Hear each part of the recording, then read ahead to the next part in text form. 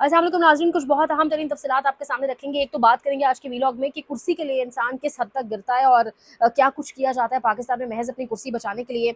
अडयाला के बाहर इस वक्त क्या सूरत हाल है, क्या आज कोई अहम ऐलान हो सकता है, क्या आज कोई वो जो एक बाज़ार गर्म है ख़बरों का, इमरान खान को मुंतकिल कर दिया गया था, इमरान खान से मुलाकात हुई, उसके हवाले से इमरान खान साहब को आज बात करते हैं, क्या मामला निकल कर सामने आता है और इस्टेब्लिशमेंट का नून लीग को एक पैगाम, ये तमाम तर चीज़ें आपके सामने रखेंगे। लेकिन सबसे पहले यहाँ पर बात करेंगे, कल मैंने ड्रोन अटैक की बात की। ड्रोन अटैक्स के ऊपर मुबैना एक खामोशी है। केपी हुकूमत, ज़्यादा जो दुख होता है वो इसलिए होता है कि अवाम की एक इलेक्टेड लेजिटिमेट गवर्नमेंट अगर हमारे पूरे मुल्क में इस वक्त कहीं है तो वो केपीके के अंदर है। यानी जिस तरीके से 2/3 से भी ज़्यादा अक्सरियत इनको वहाँ पर मिली हुई है और तीसरी मरतबा इनको मुंतखब किया गया है, और जिसकी नाम पर ये वोट लेकर आए हैं उसकी पॉलिसी में ड्रोन हमले और ये सब कुछ ऑब्वियसली नहीं है। इनके खिलाफ वो शख्स हमेशा हमेशा आवाज़ उठाता रहा है। लेकिन आज ड्रोन अटैक हुआ वजीरिस्तान के अंदर कल, जिसके हवाले से मैंने खबर भी व्लॉग में रिपोर्ट भी किया। 3 बच्चे वहाँ शहीद हुए।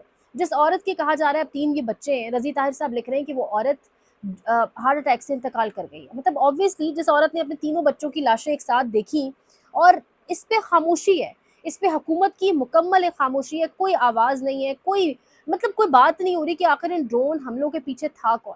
यानी कौन था ये जिसने ड्रोन हमले करवाए हैं? अपने बच्चों को ही शहीद करवा दिया है आपने। बात तो वही है ना हामिद मीर वली कि हम भारत जब हमला करता है तब आवाज़ उठाते हैं, वो ड्रोन्स आए तो हमने आवाज़ उठाई, तो ये तो हमारे अपने मुल्क में बच्चे शहीद हो रहे हैं ना। ये क्यों? ये वो दहशतगर्द थे, प्रूव करें ना वो दहशतगर्द थे क्या? तो इस पर आवाज़ हुकूमत क्यों नहीं उठा रही और केपी की हुकूमत इस कदर इस पर खामोश क्यों है?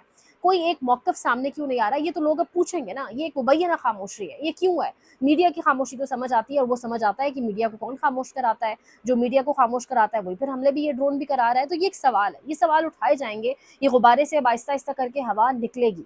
अब सबसे पहले बात करेंगे, एक और इम्पॉर्टेंट चीज़ है जिस पे बात करेंगे, ड्रोन हमलों के हवाले से। कल जब बच्चे शहीद हुए हैं, वज़ीरिस्तान में ड्रोन हमला हुआ है, सहाफ़ी ने सवाल किया तो वज़ीर दिफ़ा खामोशी से रवाना हो गए। ये इस वक्त पाकिस्तान के अंदर सूरत हाल है। भारत उधर कह रहा है कि हमने हमला करने से पहले 6 से 7 मई की रात बता दिया था पाकिस्तान में। भारत ने किसको बताया था, ये भी एक सवाल है।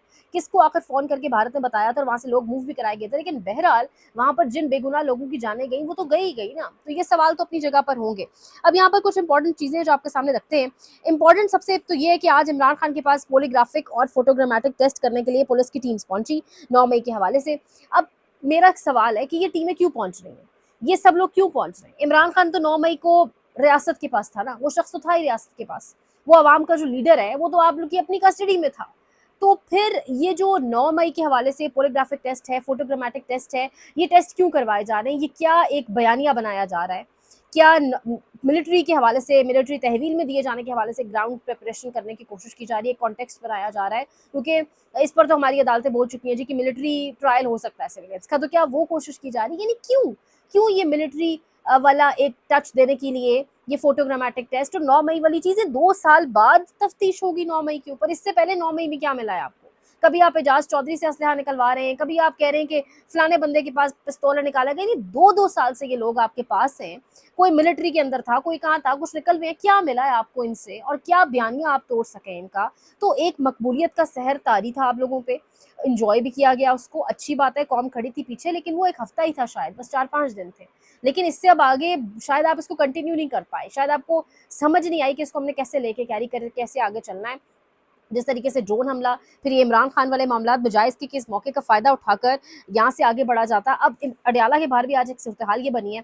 एक तो मंगल वाले दिन ही उन टीमों ने भी जाना था। इमरान खान ने उन टीम्स के आगे अपनी शामिल तफ्तीश होने से इनकार किया, इसलिए कि उन्होंने कहा कि मेरे वकील मौजूद नहीं है, तो वकला की गैर मौजूदगी में मैं शामिल तफ्तीश नहीं हूँगा।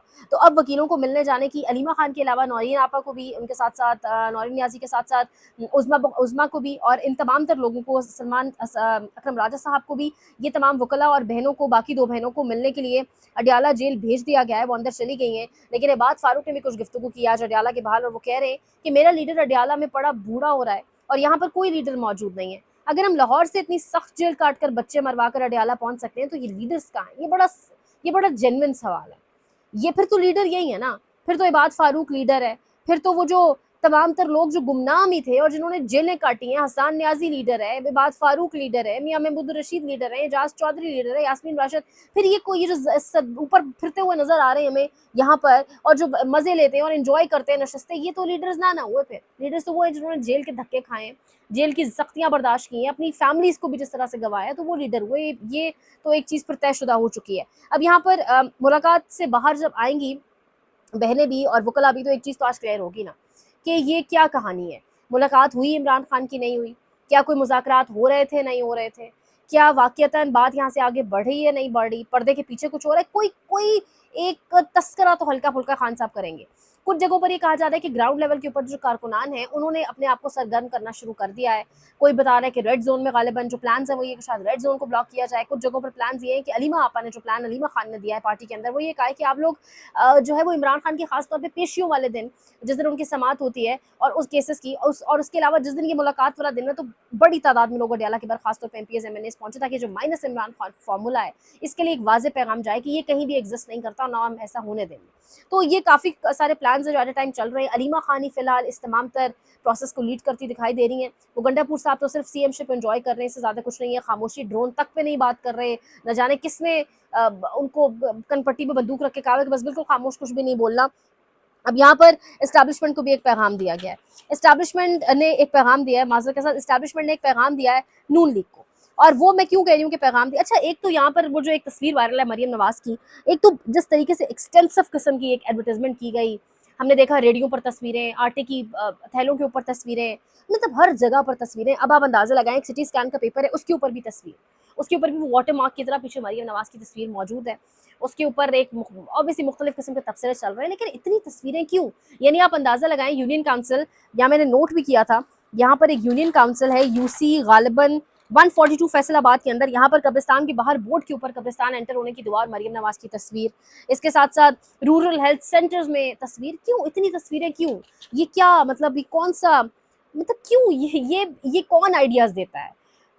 कट शॉट या बड़ा प्रिसाइज सवाल मेरा ये है कि कौन आइडियाज देता है कि जहां भी समझ आए, जहां दिल करे तस्वीरें लगवा दो। यानी ये आइडिया किसका है? ये मरियम नवाज से पूछना पड़ेगा, जो भी इनको आइडियाज दे रहा है बिल्कुल भी सीएम के साथ हमारी 0.0% भी सिंसियर नहीं है। अब यहाँ पर जो मैंने आपके साथ एक और कहानी सामने रखनी है, एस्टैब्लिशमेंट ने जो पैगाम दिया है मरियम नवाज और नवाज शरीफ के हवाले से, फैसल वावडा ने जो ताज़ा तरीन गुफ्तगू किया, जो ज़ुबान इस्तेमाल की है, वो कह रहे हैं पाकिस्तान में 2 लीडर हैं जो अच्छी अंग्रेजी बोल सकते हैं और सिफारती सतह पर कामयाबी हासिल कर सकते हैं, एक इमरान खान, दूसरे बिलावल। मरियम का मुझे नहीं पता कि वो अंग्रेजी लिख सकती हैं या बोल सकती हैं।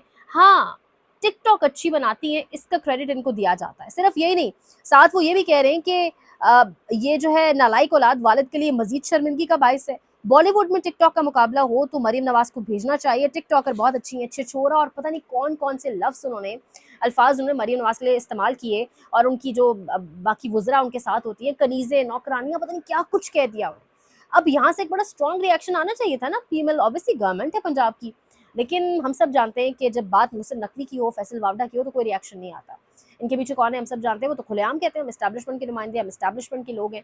तो कोई रिएक्शन नहीं आया सिवाय इसके कि अज़बा बुखारी साहिबा ने कहा है कि ये सस्ता शाहरुख खान है, और है कौन, एक जहनी मरीज़ है, सस्ता शाहरुख खान बनकर बेचारा फिरता है। फैसल वावडा की जहनी हालत पर तरस खाते हैं, अल्लाह से दुआ मांगते हैं, सवालों के जवाब नहीं देते।